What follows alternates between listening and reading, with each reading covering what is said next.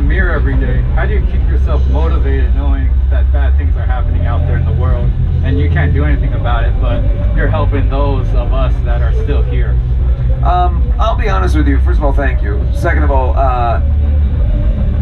my mind works in a way that I tend to put myself as the main character in everything, which is, I know it sounds egotistical, but it's more in a bad way. Since I was very young, I've always assumed that if there was something bad that was going to happen, it was going to happen to me directly, and I was somehow involved in everything. Kind of like, think like the Truman Show, but just terrible, right?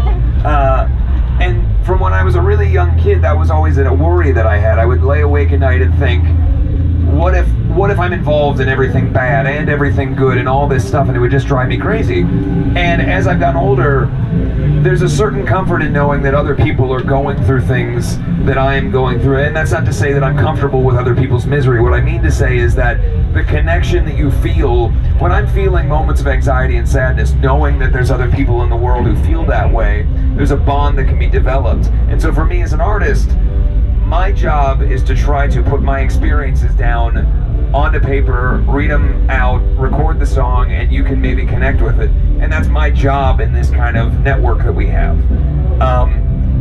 It makes it easier in a way, I think, for all of us to know that there is no complete loneliness, there's no complete isolation, because the connection that we feel through these bands, or a personal one-to-one connection, or whatever it is, we can distill that down into something that is just the passion of music and art. So when I look in the mirror, I tend to think everything is going to go wrong today and everything's going to go right today, and it'll probably end up somewhere in between. Thank you. Hi. Hello. Sorry. What would you say to words of encouragement with someone who deals with mental health and to find motivation in this world, or to pursue in life at least, to think about themselves? Sure. What is those words of encouragement? I'll be completely honest with you guys, and I've talked about it before. I am someone who struggles with anxiety and depression and other things. They affect me every day. I have moments in my life as an adult man now where I sit in my house and I feel just complete sadness and I can't account for it or figure out why. And I have other moments where that doesn't affect me at all, and I'm totally fine.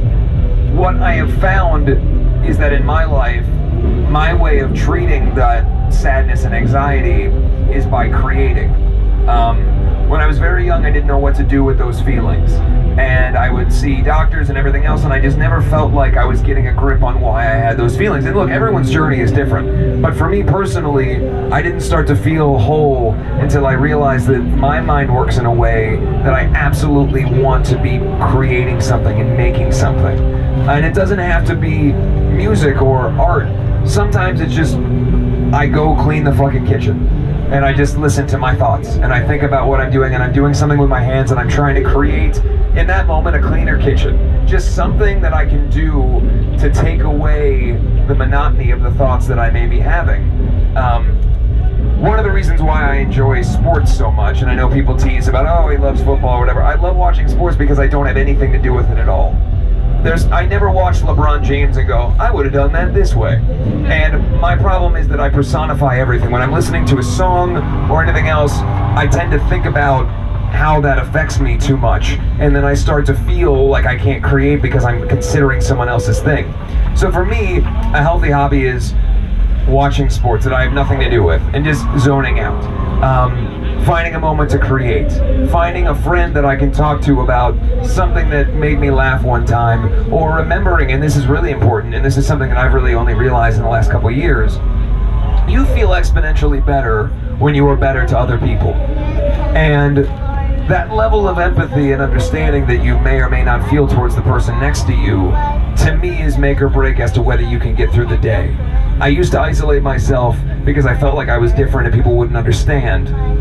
And now I feel like the more I talk to other people and the more I'm good to the person next to me, even if they aren't good to me, then I am doing a better job. And I still have slip-ups. Every day I say or feel something that I go, well, I'm a fucking asshole. But I try my best to be better to the people around me, even if I don't think in my mind that they deserve it, even if they've been rude as hell to me. It doesn't do any good for me to be mean back, because then I'm just internalizing and my issues that I deal with are getting worse. So there is no one answer. I can only give you the things that I do, and hopefully some of them can help you or anybody else. You're like my hero. I've been a big fan for since Knives and Pens, and I admire you so much. Thank you very much.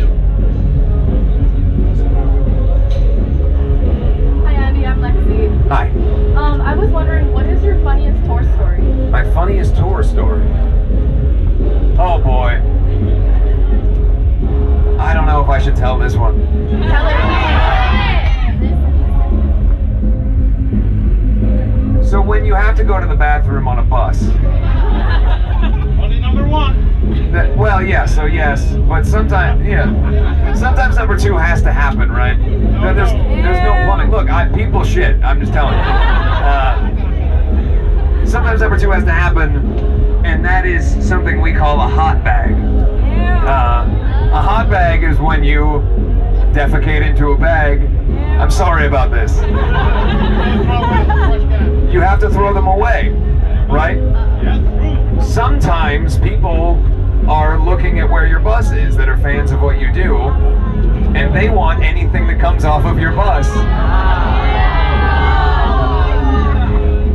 Yeah, and one time we were on tour, and I don't remember whose hot bag or what it was, but there were hot bags put in a trash outside of the bus, and we looked out the window, and before we could say anything, some young fans had run to the trash can to see what we had just thrown off of the bus, and then we could just hear the screams.